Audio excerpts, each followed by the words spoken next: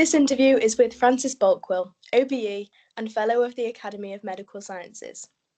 She is a researcher at Bart's Cancer Institute, Queen Mary, University of London. Her lab specialises in the tumour microenvironment and how cytokines and other inflammatory molecules help the progression of ovarian cancer in particular. She also specialises in immunotherapy and how this can help improve patient survival. She has further written 12 children's science books and so is a fellow promoter of science communication like myself. I hope you enjoyed this interview as much as I did doing it. Thank you. So hello, Fran. I hope you're well. And we'll kick off with the first question for the benefit of our listeners who may not have heard of this before. Can you briefly explain what the tumour microenvironment is and why you chose to specialise in this field in particular? Great. Well, thanks very much, Martha, for inviting me to be on your podcast. It's really a great privilege. So what is the tumour microenvironment? Well, if I ask anyone, a taxi driver, people from the admin of the university, the youth forum at Centre of the Cell, which is an informal science learning centre I direct, if I ask anyone really who's not a scientist, and many scientists, if I ask them, what do you understand by cancer? They say cells out of control, cells with mutation, bad cells that spread around the body. And that is seriously 99.9% of everyone you ask.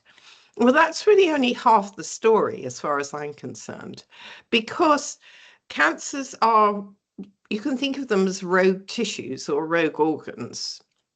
And a vast majority of cancers, in fact, I don't know an exception to this, are not only malignant cells, but they are made of many other cells of the body that normally work with you to fight infection, heal wounds. But these cells, immune cells, cells of our immune system, blood vessels, the fibroblast builder cells of the body, they get recruited by the cancer to help it grow, probably begin to grow in the first place, to help it grow and spread. Now, this very complex mixture of all kinds of cell types, including nerve cells as well, all these cells work together, sending messages backwards and forwards the whole time, but basically the cancer is really in control. And it's shaping that microenvironment to stop attack by good immune cells. So we call it the tumour microenvironment. Does that make sense? Absolutely, yeah. And why did you pick this area of cancer research in particular rather than another?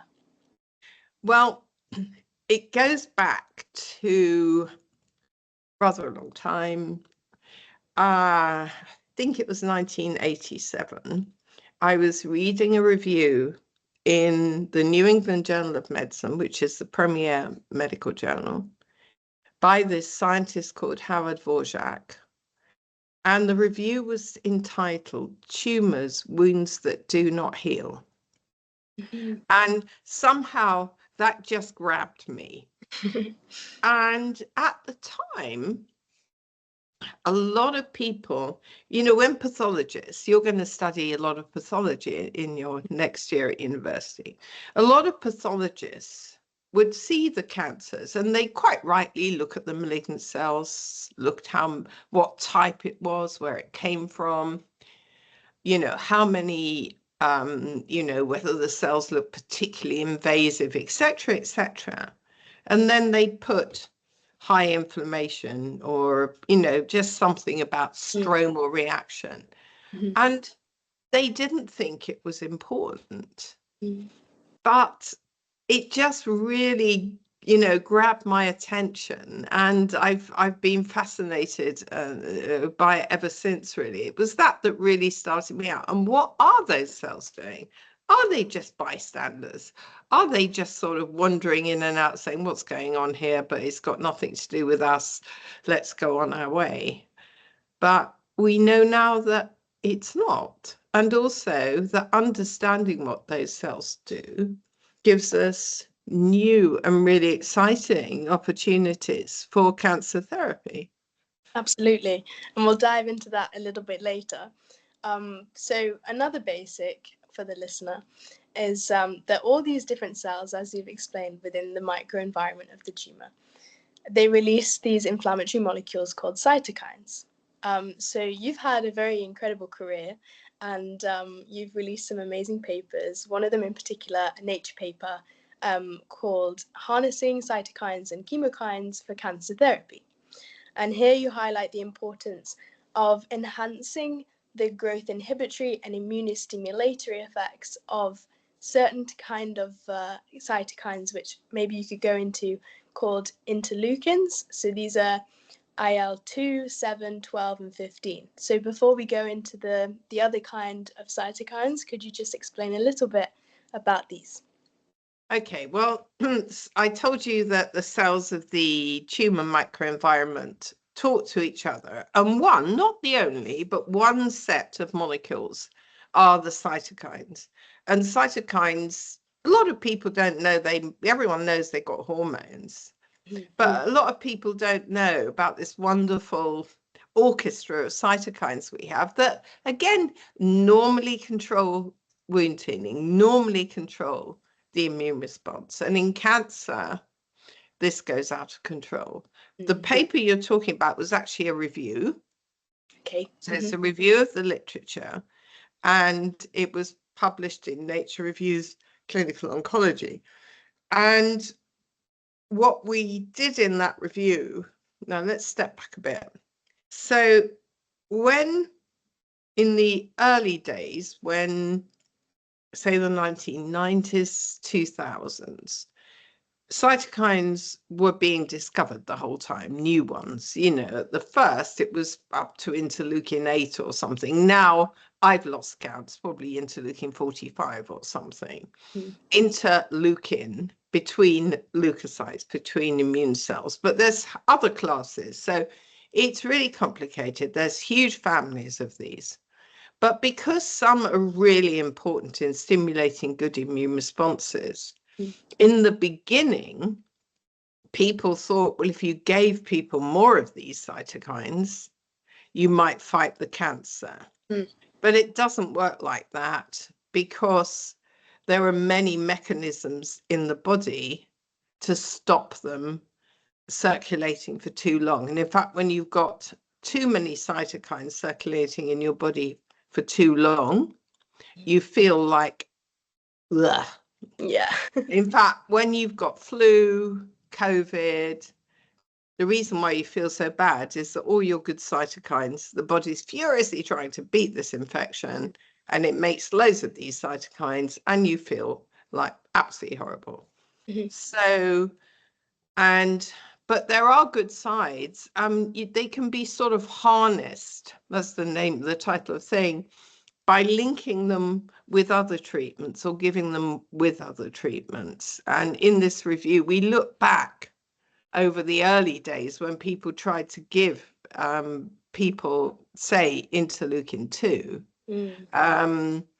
And if you give people interleukin 2, they feel very ill, unless you're really careful. Their blood pressure drops, all their inflammatory markers, because it stimulates a whole response, So there are good cytokines, and the ways they are being used, to give one example, interferon alpha, which is a cytokine, and that is a treatment for some diseases, not so much cancer, but autoimmune infectious diseases. And the way you get over the fact that it makes you feel grotty, and it also is clear so you don't, it just sort of disappears very quickly in the body, which is, it's sort of attached to something that makes it sort of circulate for longer. But also the other thing is, we know that these good cytokines when they're made by the immune cells, if we can wake up the immune cells, make the immune cells stronger, wake them up and realize there's a problem in a cancer, then they do help the immune cells kill the cancer. But it's a double-edged sword. And if you have too much, you could go as far as what we call a cytokine storm, which is when the body produces every cytokine known to humankind and many more. And then you're in danger of that being fatal. Absolutely. And as you touched on then, we've sort of got good cytokines, but then you could have pro-tumoral cytokines and inflammatory ones. And so there's been a lot of research going into inhibiting those. Yes. Expand a little bit more about that. Yeah, I mean, again, we know that some anti-cytokine therapies are really transformational for some inflammatory diseases, like inflammatory bowel diseases, some types, like rheumatoid arthritis. And they're called now the biologics, anti-TNF. TNF is one of them, and anti-R6. But whether they would ever work in cancer, a long time ago, well, not that, but in the 2000s, there was a lot of evidence from various labs, including my own, that actually the same drugs like anti-TNF that worked in rheumatoid arthritis might work in cancer patients. Mm-hmm. We tried it out in a phase 1 setting, which means in patients for whom there's no other treatment available. And it changed the inflammation a bit, but it didn't do anything to the cancer. And that's because the cancer fights back in so many ways. Yeah. You know that. But it doesn't mean, because what's happening now, I'll give you one example. We tried antibodies neutralizing TNF and also another cytokine called interleukin 6. Mm-hmm. And again, we saw little hints, but nothing that could persuade anyone to do any more clinical trials. But there is a fantastic immunotherapy that works in blood cancers called CAR T cells, which are genetically engineered T cells that you may have heard of. And when you give these, you often get a really bad cytokine storm. Yep. And guess what treats that? Anti-IL-6. Yeah. Or anti-IL-6 receptor. It's the same thing. And so what we learn, so I think the point that David and I were making in that review that you're talking about was that we must remember what we learned in the past, but what you can see happening now, and there's also some rationale for using anti-TNF and a immunotherapy called immune cytokine blockade. Mm-hmm. That what we're doing now, that people are combining, using that knowledge from the past, and we mustn't lose that knowledge, good and bad, and using either the cytokines themselves or more likely a way of inhibiting those cytokines to improve other cancer treatments, particularly other immunotherapies. Definitely. Yeah. And so as a basic, before you get to something like a clinical trial, you have to find out perhaps the source of the cytokine, but then also the downstream signaling. But because of the vast range of these cytokines and how many different sources and different cells that are releasing them, how do you investigate the exact source and the downstream pathway that you might want to target?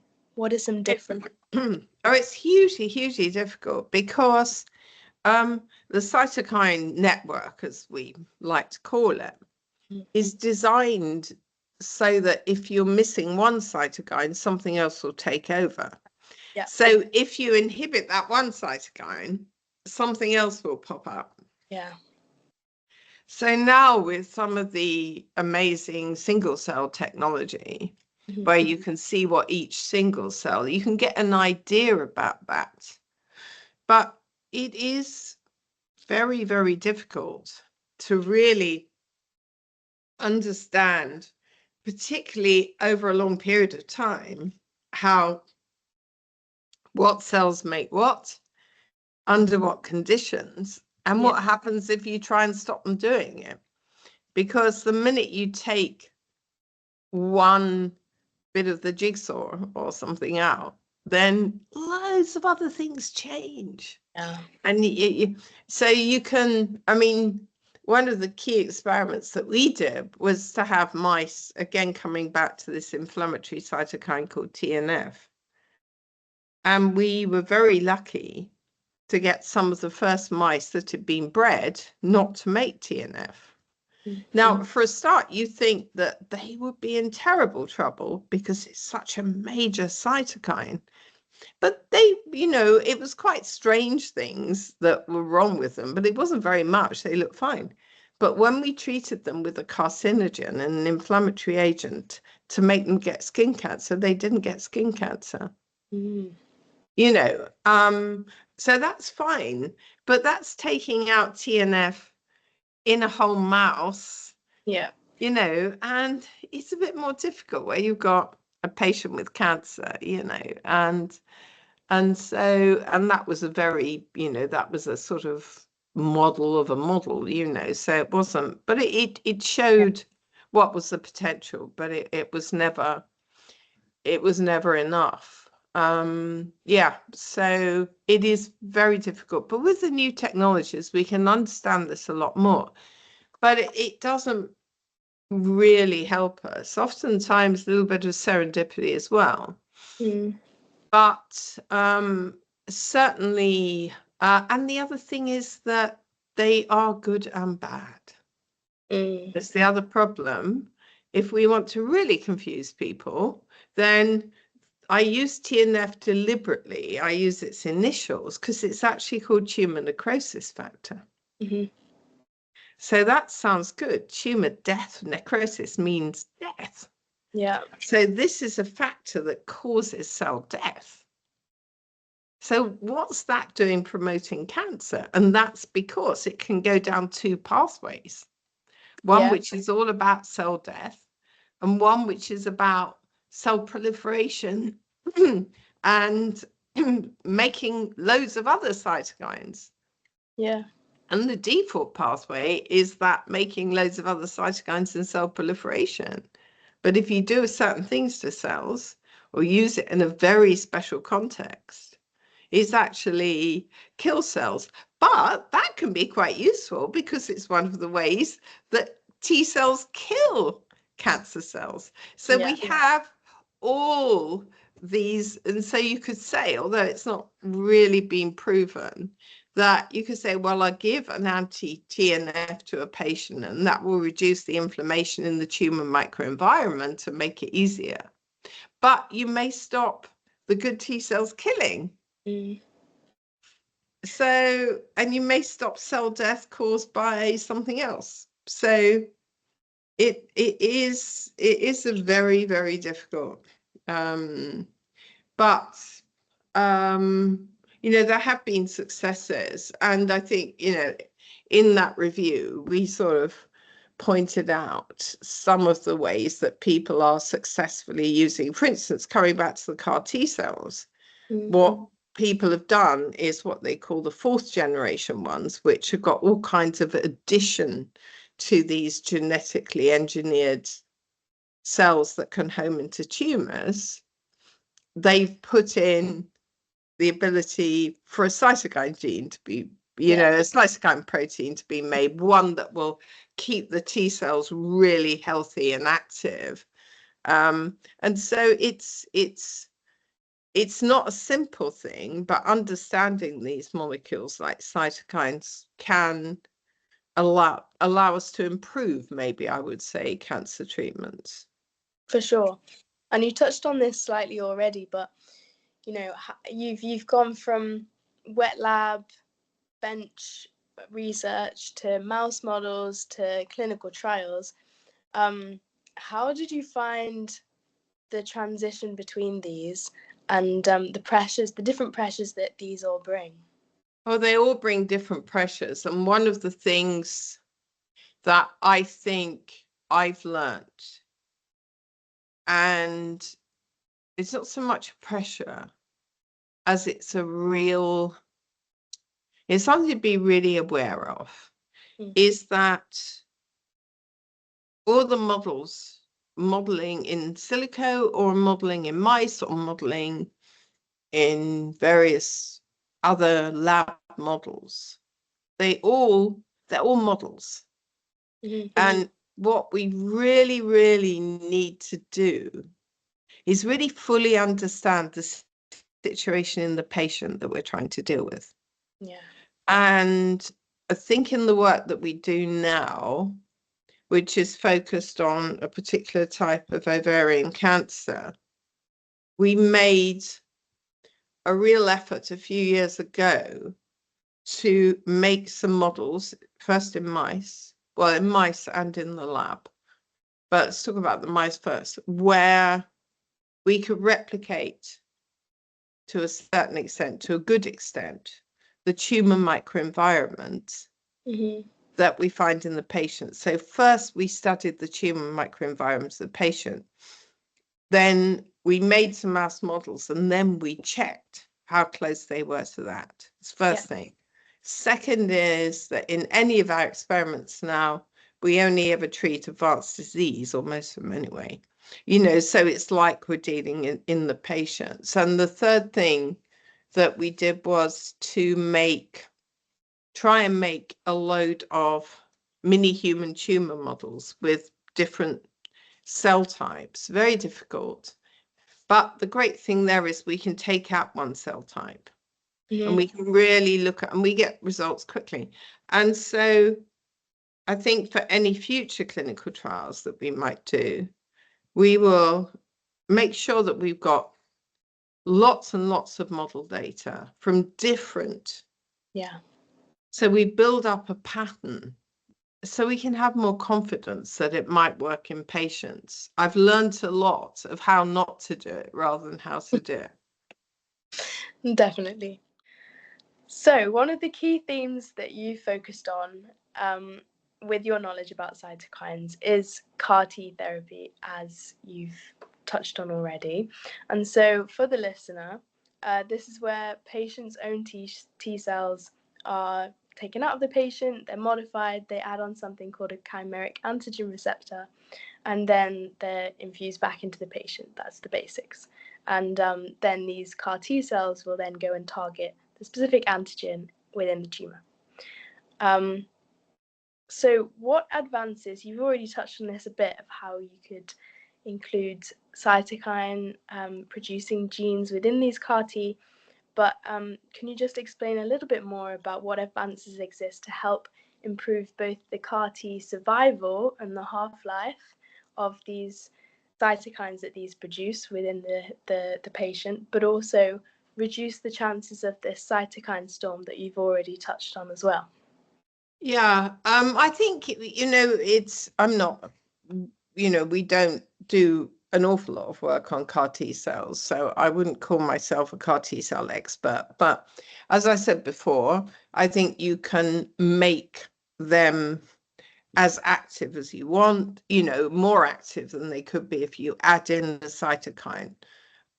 There's also other molecules you can put on that allows them more chance of interacting, a bit of a help. It's like having a helping hand. You've got one hand on the malignant cell by the T cell, and it's got another one just to stabilize it. So, but what the problem, if you like, that's holding back the field, as I understand it, is that there are some really dramatic and exciting responses in blood cancers with CAR T cells. And in fact, for a lecture, I'm going to give a general public lecture I'm going to give in a couple of weeks' time, which is called Will There Ever Be a Cure for Cancer?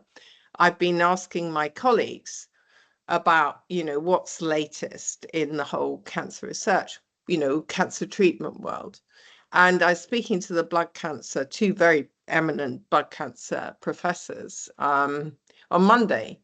And I said to them, what really excites you in the way you can treat your patients at the moment? And they both said within a nanosecond and together, CAR T cells. So, I mean, there's a lot of excitement. The problem with solid tumors, so that's, all the other common tumors, breast, ovarian, prostate, lung, pancreas, all the common tumors, is that CAR T cells don't seem to be able to get or survive in the tumors. This is because of the tumor microenvironment. Yeah. And in fact, because we have been making little mini tumor models, and we have a paper just published where we made what's called a microfluidic chip. And basically you make a little mini blood vessels in a little tiny chip, and in the middle we put a little mini tumor, and then we flow CAR T cells into this mini tumor, which mimics an ovarian cancer. And doing this, we can begin to ask what makes them kill. And we found there's 3 or 4 different things that can influence whether those cells will kill or not. One is that the malignant cells, some types of malignant cells, become completely resistant to all these cell death signals I talked to you about. Yeah. Another is that the malignant cells generate this tumor microenvironment with loads and loads of matrix, of stiff stuff, and the poor CAR T cells just can't get through. So the big area is that blood cancers, for reasons that are not entirely clear, can, in some cases, really, people who've failed all other treatments, can be really helped by CAR T cells if they have blood cancers, some blood cancers, but not people with the more common cancers. And so whether further arming, if you like, these killer T cells with more cytokines, I'm not sure that will work. I think we've got to think more about other ways to helping them come in. But there is a possibility that the tumors make a cytokine, as yet unknown, that actually push the tumor cells away, because there's a whole group of cytokines called chemokines, which control the movement of cells around the body. And the way I always think about chemokines is, if you've got a boil on your nose, there'll be a load of chemokines that will attract the immune cells to fight the boil on your nose. They won't go to your big toe. So they sort of traffic the cells around the body. And so it could be, and there used to be some, I don't know whether people have looked at this recently, but some of the chemokines could actually send cells in the wrong direction. It's, oh my God, that chemokine is there, I'm going to move away.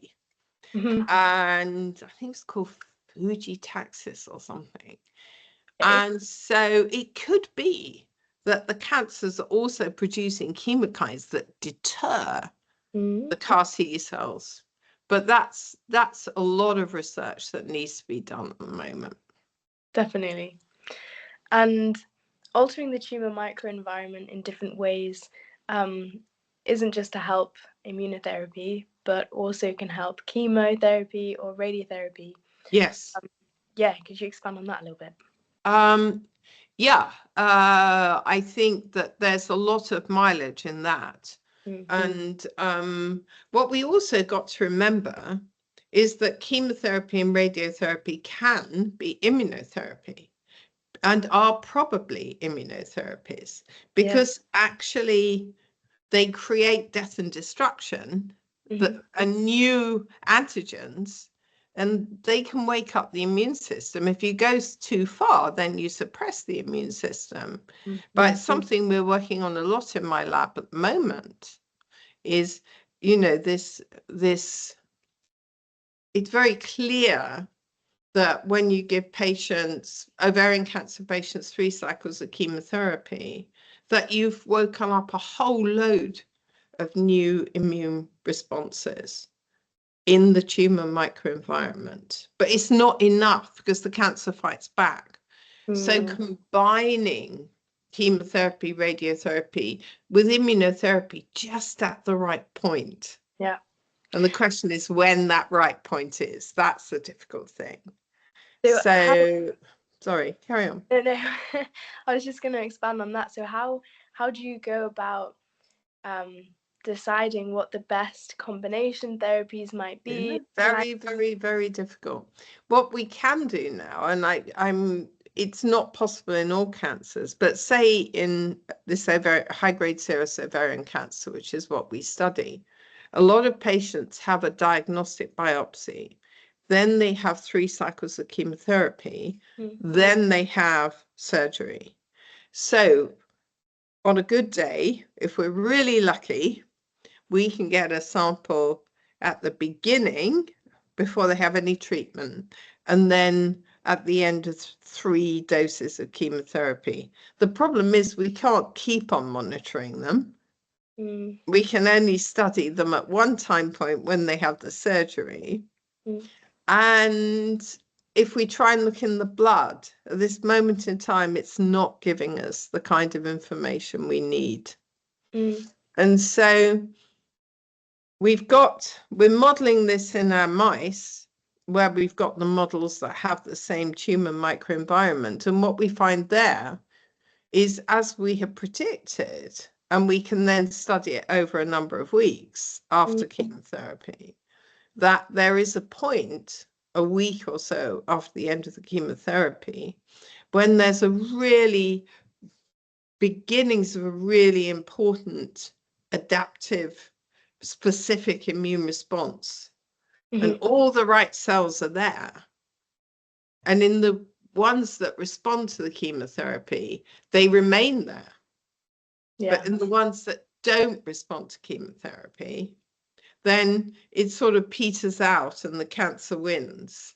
And so we can get some understanding, but taking from mice to women, and you've got to convince the surgeons, because I could make a case, and the medical oncologist, I could make a case from our mouse data at this moment in time that we shouldn't give patients, because normally if they have 3 doses of chemo, then they have surgery, then they have more chemo.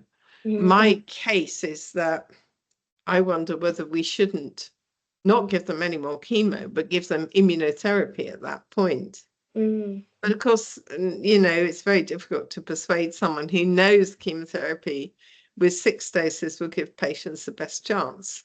Yeah. And you say, well, maybe they'd have an even better chance and less chemotherapy if you gave some immunotherapy. But it's very difficult and also to be sure yourself. Yeah. Especially as a non-clinician, you have an enormous responsibility, and the clinicians are rightly questioning and skeptical. For sure. And there's so many difficulties that come with experimenting on even mice, because when you're looking at getting controls, you have the tumor sample and then the adjacent sample. But sometimes, and having been in the lab this summer, I think this came up quite a lot, of that it's hard to know which slice of tissue came from how far away from the tumor. Yeah. Sometimes the adjacent sample isn't quite as normal tissue as you would expect. Well, there's 2 things to think about there. One is it's true for the patients as well.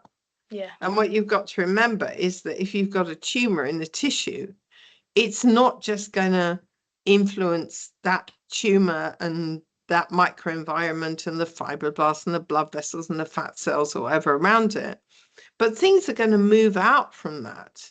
And the whole of that organ is probably, or tissue, is going to be influenced by having a cancer in it.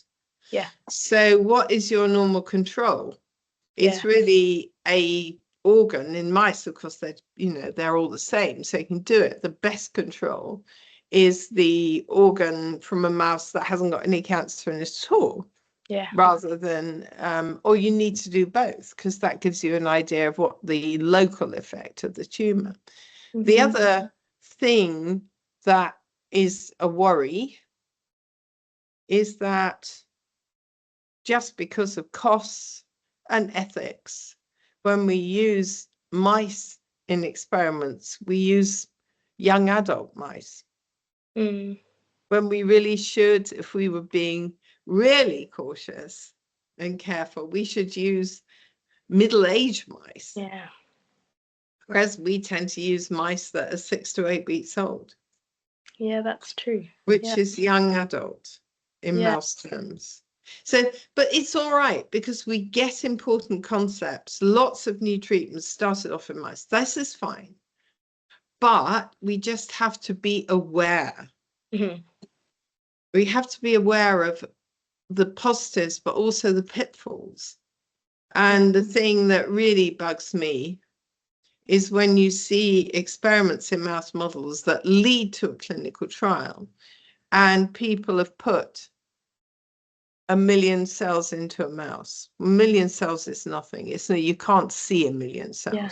They put 1 million cells into a mouse, say a mammary fat pad to mimic breast cancer. They start treating the mice a day later. Mm. What's that got to do? And these, there hasn't even been time for a tumor microenvironment to develop. No. And cancer treatments are based on that, and it's wrong, Mm. No, definitely. It's something that I think as a whole the field should maybe take more thought into before jumping into things. Yeah, but it swings and roundabouts. I think you need to have some proof in vivo, but you cannot expect that because it works in a mouse, it'll work in a human. No. One motto for some labs who do a lot of mouse experiments is if you're a human being with mouse cancer, we can help you. Yeah. Yeah, there we go. But one shouldn't joke. But it's just being cautious and careful and using different models. Yeah. And trying to always be aware of the pitfalls, always saying, well, this is a mouse model,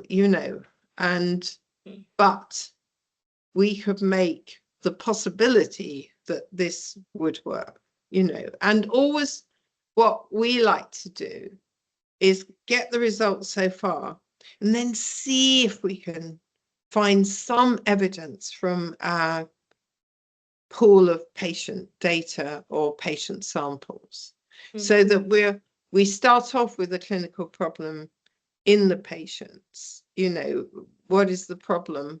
And then we try and do experiments, whether in our mini tumor human cell models or in our mouse models or in silico, looking at big data sets. But then we try and go back to samples, information from those patients with the problem with, so that you're continually, it's not this bench to bedside, it's bench to bedside to computer to bedside to bench to computer, it's not a linear process.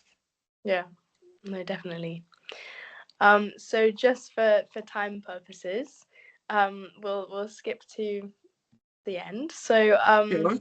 what's something that's really exciting you right now in the field, to maybe leave our listeners thinking about? Okay, so what's really exciting me? I'm excited for my own, group at the moment. I'm excited about the possibility of building these little mini tumors. They're models, they have lots of pitfalls, but we can do things with them that we can't do in any other way. And particularly, I'm excited at the moment about how we can look, how cancer cells interact with immune cells called macrophages. And I'm really excited about the potential for that, for allowing us to think about new immunotherapies. In the field, I think there are really exciting advances in cancer therapy coming along. We've, as the BioNTech vaccines, given to patients when you've got rid of the majority of cancers to stop it coming back. We don't know whether they'll work, but there's so many trials going on. It's apparently so easy to make these personalized vaccines. You can do it, I've been told, in an afternoon. So that is something I never dreamed would happen. I think the CAR T cells, I think some of the work being done by two of our professors, Tom Poles and Peter Schmidt, of combining immunotherapies with other treatments, especially using antibodies linked to chemotherapies and things like that. I think there's exciting advances in cancer treatment, but also what I've never really done any research on, but increasingly interests me. And I was fortunate enough to go to a meeting in Boston earlier this year, and that's in prevention. Let's try and understand more so we can stop either cancer happening in the first place or catch it before it's causing any trouble and cure in that way. So there's going to be a lot more work on what we call liquid biopsies, taking blood or urine or breath or saliva. And I think in years to come, that will be exciting. And also understanding more about family susceptibility, inherited cancers, and again, saving lives in that way by better screening of people who are at high risk. So I think it's has a lot going on,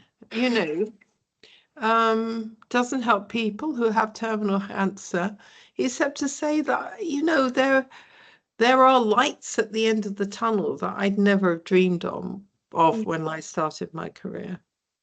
Yeah, definitely.